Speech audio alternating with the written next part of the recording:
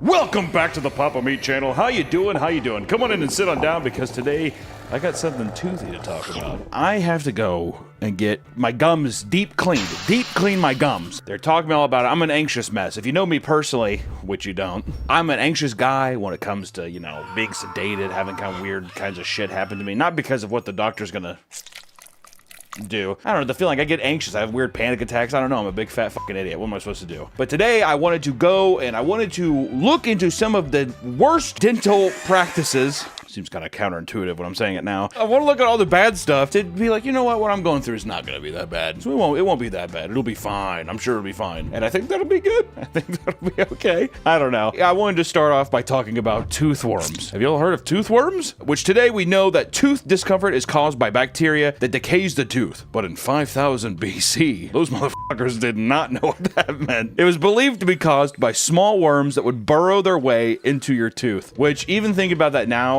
I feel like I'm going to be drugged up at the dentist office. I'm going to be like, there's worms in my teeth. Someone help me. The worms were thought to be the size of your palm and would bury themselves underneath the surface of the gums. Oh my God. Are they saying like, or like as long as this and they're just burying them? Probably like a little quarter shaped thing, just like a slug. Yeah, no, I don't like that. People believe the pain was caused by the worm wiggling around and the pain would go away once the worm stopped moving. That's crazy. Dude, the worms, they keep wiggling. I'm f***ing, he like, let me see your teeth. And he's like,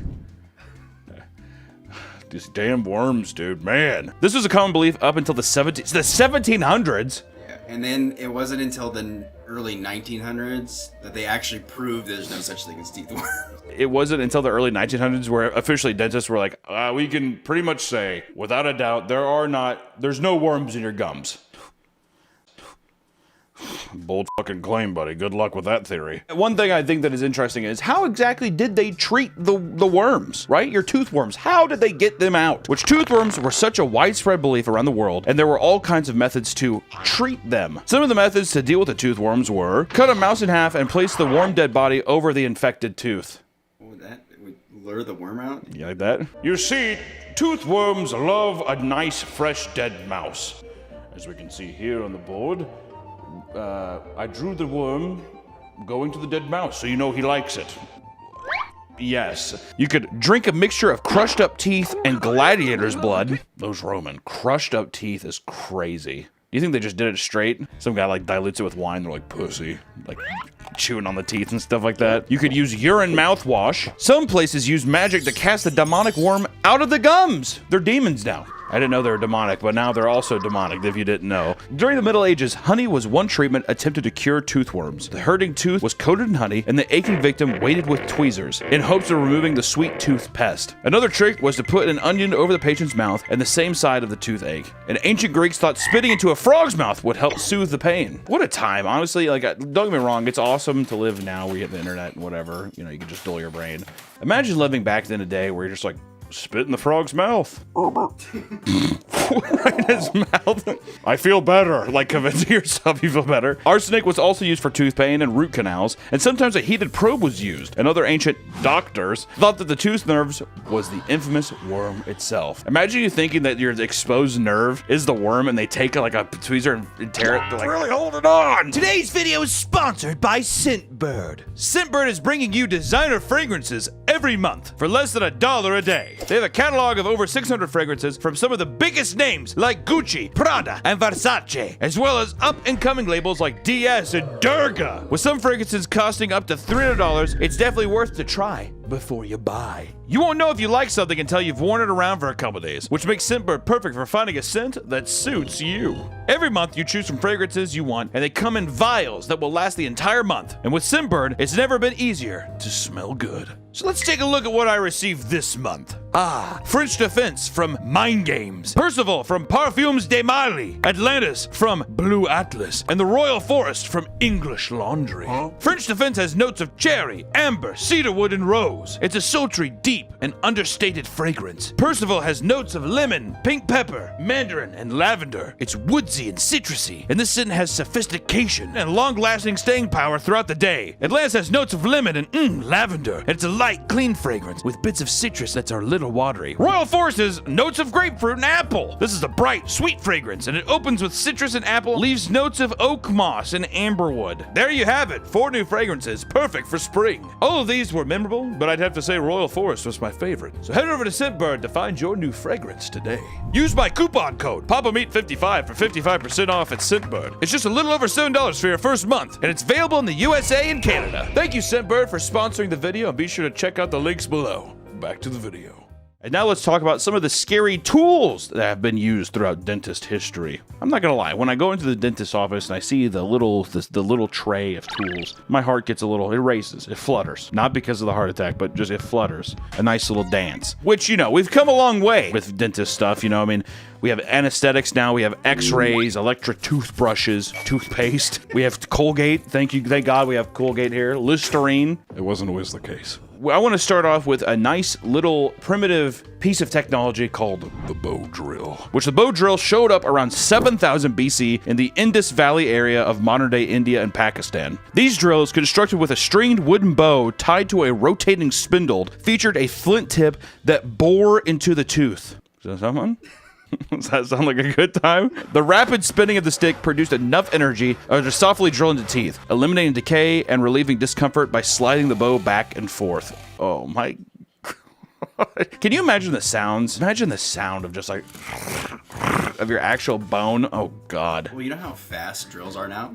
Well, it's like now, but then it's like Sitting there for like an hour. yeah, and like it would probably be rotating like instead of just whatever. Moving on. The 17th century dental forceps. In the 1600s, if you needed a tooth extraction, you had to face the torturous grip of the 17th century dental forceps. Designed with a long handle to reach deep into the back of your mouth, these forceps allowed dentists to squeeze enough pressure to crack a tooth. Crack it. You know, these things are pretty helpful. Oh! How do you feel? This left the patient in a lot of pain and usually came with damaged gums and bones. Really? That's weird. They look like literal, like in World of Warcraft, they look like a fucking gnome's forging tool, like a dwarf's forging tool. The literal shit that they use to like bring the One Ring out of the fire, that's what they fucking put in your mouth. Or an oral speculum! An oral speculum is used to open the mouth for an investigation or medical purposes. To open the mouth for an investigation. What's happening here? Dentists used a screw to pry open a patient's mouth. If cracked too wide, patients would suffer from broken jaws. I like how it's just like, they just don't even know, they're like, is it uncomfortable? They're like, well, just a little more. I can't see back there. I don't like on this photo too. It's like a heart shape. That's just f***ing brutal. Looks like a goddamn Tim Burton tool or something. The 19th century secateur. The French came up with a dental instrument to wrench out entire teeth. Just right out of your gums. Just plop them right out. They're called secateur, meaning French for cutters. This device is effective in locking on a tooth to be ripped out just above the gum line. Look at that little deal. Just the poses these doctors, these dentists would have to take. Putting their fucking leg over your shoulder and being like... Also, I don't know why I thought of Sweeney Todd. Well, did you know that barbers were dentists? Barbers were dentists? They were called barber dentists. Yeah. You get a shave and they just like what? Pull a tooth? Yeah.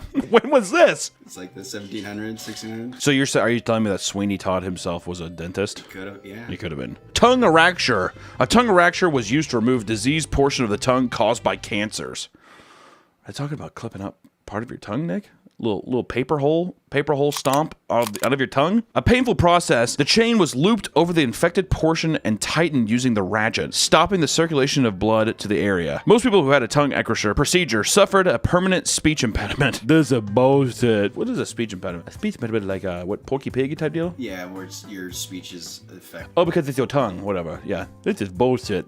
The bad part of my tongue is gone, but honestly, I kind of wish that I had just left it in there and just died. A dental key. Dental keys were designed for tooth extraction with the claw at the end of the shaft. Claw at the end of the shaft. Dental keys could grab the diseased tooth as the instrument was rotated to loosen the tooth. Poor practices with the instrument often resulted in tooth and jaw fractures. You know there's some motherfuckers who just didn't care. Popped out, they're just like, God, get up, baby. It caused more accidents and injuries than all other extraction instruments combined. I like how they're like, this is totally how it is. They're literally talking about like it's a fucking crowbar for your tooth, is what it is. I'm like, and that's fine, that's what it is. Have you seen like actually how long a tooth goes into your gums? It's fucking insane. Imagine actually putting it in your mouth, you open it, whatever, and it like lets out like a spirit or something like that. It's like, good luck. And the doctor just shuts the door. A dental pelican. Tooth extraction tools used from the 14th century through the late 18th century when dental dental keys became more popular. Examples like the French or Italian pelicans consisted of rotating claw mounted on a shaft in an adjustable slot. The tooth would be pinched between the claw and the head of the shaft, then pulled out. This was not always effective, however, and could in fact loosen and damage a neighboring teeth during the process. Seriously, like they would like grab it and they would like rip out more teeth with it. Well, we did get the tooth, but we also got 6 other teeth with it. And they're just like, you take that and put that under your pillow for the fairy. You're a lucky man. The Wilcox Jewett obtunder. Wilcox Jewett obtunder was a futuristic-looking device that used a periodontal syringe for the oral injection of anesthetic substances, usually cocaine. It was a cocaine gun, pretty much, is what it was. Like, it's just like a little drill that goes in your mouth and just injects cocaine in your mouth. It looks like that gun from Men in Black. Doesn't it? It looks just like it. That thing looks fucking sick, though. You look at me right now, and you say that little thing does not look like the fucking throwing star from Cruel. Right there. That's exactly. How do we know that the people who made Cruel were not influenced by the Jewett gun? I couldn't remember any of the other names. Next, we have the finger rotated dental drill. From the 1870s. This unusual 6-inch long drill, well, it's long. Huge. It's really, really long, right? Well above average, probably some of the other drills that we've watched. Do you think you can fit that in his hand? Like, but it doesn't. That looks bigger than 6 inches. This is probably bigger than like 6 inches, probably. This unusual 6-inch long drill was attached to a thimble that held in place while the spindle was rotated by the dentist's finger at a rate much slower than other dental drills of the era. Why? Well, him doing this, he's just like, how we go in our circles, how we play our games, which used bow action, hand cranks, foot pedals, and ultimately electricity. So they had everything else, but they're just like, I mean, a foot pedal? I mean, how much money do you think I'm making in this service here? My God! Have you seen the photo of this? Jesus Christ. Looks like a goddamn Harry Potter tool is what it looks like, doesn't it? A goat's foot elevator. I like that. Another extraction tool, the goat's foot elevator, whose double-pointed tip resembles a goat's cleft hoof, was used in conjunction with other devices. Its major purpose was to aid in the cleanup of remnants of dental root and tooth fragments, since tools like pelicans frequently failed to remove the entire tooth and root. Stupid, crazy bastards back in the day. Its pointed design allowed it to be inserted into sockets to, quote, elevate dental tissue and other material. Sometimes it was even used to loosen a tooth before extraction. It's like popping the hood. All right, like, all right, you can use your pelican or whatever the fuck else you need to use to take it out. A dental mouth gag. Anyone else hot now? A dental mouth gag? That's what I hope my dentist used on me. That's my key. Used to keep patients' mouth open during procedures. This 16th century gag used wing nuts to open and close the handles and lock them in place. Never mind. No, I'm good, actually. God, just the idea, too. Everything back then is just, I think it is just old as shit, where it's like, just a little more. Dental screw forceps. These unusual American forceps contain an extendable screw that can be held in place by blades to ease burrowing into the tooth's root during extraction, allowing the dentist to simultaneously drill while holding a tooth in place. It's a 2-for-1. Look at that tiny little drill. I don't like that. Some guy had to have made this in his backyard. I just put a little spindle thing at the bottom there, and I'm still able to hold the tooth. Bone chisels. My God, look at those. Unlike modern dentist chisels, which are petite and used largely for cleaning purposes, antique dental chisels were large and used for more as extraction devices, functioning more like traditional chisels to dig into the gum line to remove teeth.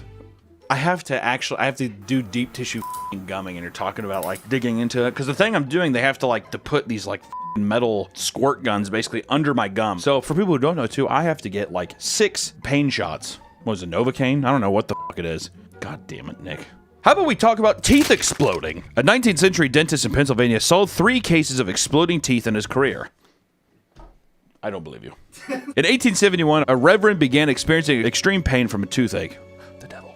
He said, quote, during his agonies, he ran about here and there in the vain endeavor to obtain some respite, at one time boring his head on the ground like an enraged animal, at another poking it under the corner of the fence, and again going to the spring and plunging his head into the bottom of the cold water. All at once a sharp crack, like a pistol shot, bursting his tooth into fragments, gave him instant relief. At this moment, he turned to his wife and said, "Me pain is all gone." He went to bed and slept soundly all that day and most of the succeeding night, after which he he was irrational and well. This is like downright mean towards the guy. They're like, he was in extreme pain. He was acting like a goddamn animal, like a Neanderthal. Similarly, in 1871, a woman's tooth exploded, which resulted in a concussion that knocked her out. It was actually a gunshot to the back of the head. They're like, oh my God, your tooth. She's like, yeah. The blast was so loud that she was deafened for a few days afterwards. Before the 1830s, a wide variety of metals were used to fill cavities, including lead, tin, and silver. One hypothesis suspects that mixing two different metals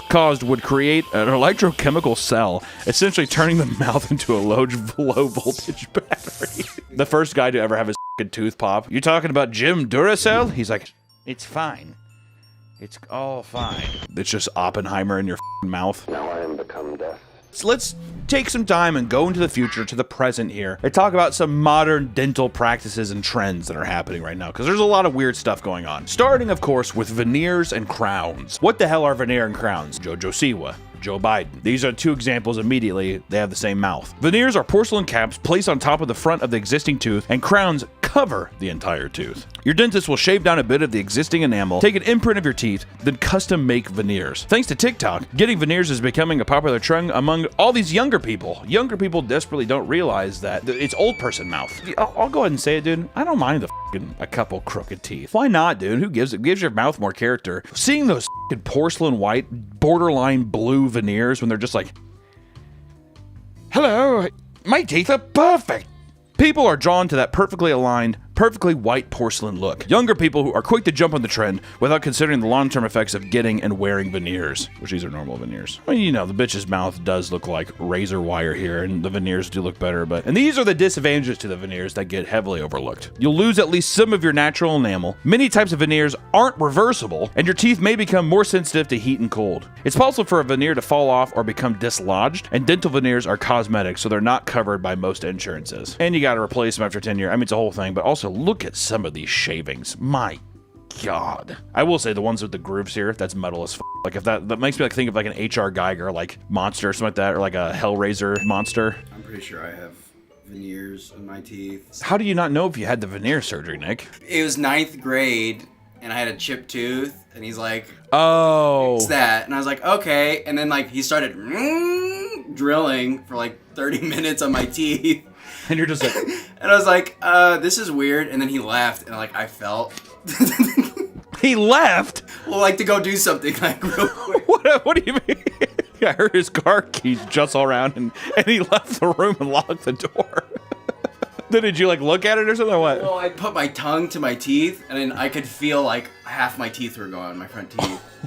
Both of them? Pretty sure they are. I will say, for a positive, I would have never guessed. Which leads us to turkey teeth. What are turkey teeth? Turkey teeth is an alarming trend where people travel to Turkey to receive irreversible dental work for crowns. On TikTok, the hashtag turkey teeth has garnered almost 634 million views. The part 2 where you get the tiny teeth, unbelievable. I could never do it. The British nation has showed that you don't have to give a which granted, there are some British teeth out there too. I don't want to get into that, but I'm just saying. If someone's like, oh, I wish my teeth weren't, to me, character. It's nice. You're human. The else are you supposed to do? Here's a little incident called the Katie Price veneers incident, which Katie Price is a British television personality, turned her back on her nation, dude. She has 1.4 million TikTok followers and over 1 million on Instagram. And in August of 2021, Price visited Turkey for a fully funded trip by a dental clinic in Antalya. During this trip, she underwent a live-streamed dental procedure, leaving Turkey with a set of new ceramic veneers. However, by July of 2023, the narrative took a turn. Katie Price experienced multiple issues with her veneers, including knocking out a tooth during a live stream, and she required another operation, this time from a renowned British dentist,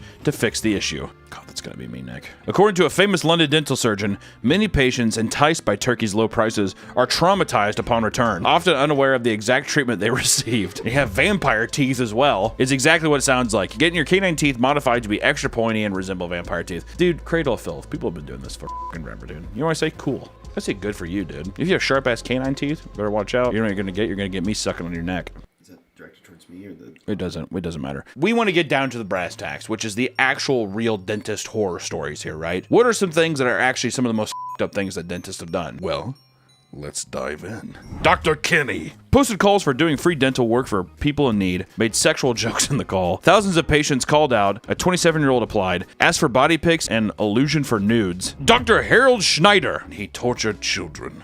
He choked a child. So these are all his things. These are all. No, I know. I'm just. I understand. You go through your day and you know, I mean, I'd never think that I would say choked a child in a day, you know? The child went in for one tooth to be removed. He removed all of her front teeth, all 8 of them that were there. It's not funny, but it's so absurd. It's crazy. Operated on children without anesthesia and strapped them down from head to toe with their jaw cranked open and immobilized. He left children unattended for long periods of time, strapped down, and told them not to tell their parents. We're going to hell, dude. Improperly pulled teeth on a regular basis, singled out Medicaid patients because they were poor and unable to fight back. He claims that everything he did was done in a professional context, or was deemed to potentially be unfit to trial due to mental competence, and committed mass Medicaid fraud, milking Medicaid by billing for and removing teeth that were unneeded. Oh, so he was just scamming the system for money. Would have unnecessary teeth crowned, then have them removed months later. Capped all 14 of boys' teeth. Deaf parents sat through their children screaming for help while he pulled all his front teeth and capped a tooth without removing decay. You know, as soon as his deaf parents came in, he was like, jackpot. Nova Scotia dentist traumatized children for generations. His name was Errol Gaume. He's been licensed since 1971 with a specialization in pediatrics. Kids! Advertised full anesthetic dentistry. Refused to allow guardians in the room. Classic 1970s behavior. That's some like Jimmy Savile type shit. Behind closed doors, he suffocated a child and told her that her mother was dead. Operated on her without any anesthetics, and when a patient came forward, generations of people came forward with similar stories. Spanked children and violently manipulated them. Held his hand over their mouth to suffocate them. 480 of his patients came forward. Slapping faces, leaving bruises, threatened to remove another tooth if they continued to cry, holding a needle to their tongue threateningly, non-consensual removal of teeth, sitting on children to operate on them, jerk teeth out violently in one gesture without Patient complaints were ignored for over 50 years. It wasn't until public accusations went viral did the Nova Scotia Dental Board actually act on this. They held an emergency meeting and suspended his practice. Seems a little late. Well, he can't operate anymore, guys, so this is it. The Dental Board refused all interviews, refused all answers to questions, and charged with 8 counts of assaults dating back to 1970s. That feels so not enough. I'm ending this video. I have to go and get my gums cleaned, and it's a thing. Like I'm so in my head about it. This could not have been a worse idea. I'm gonna flat out say that right now, dude. This could not have been a worse idea to do. So I guess I'm gonna go get my gums cleaned. Bye. Don't forget to check out Scentbird if you want to smell real good. Thanks for watching.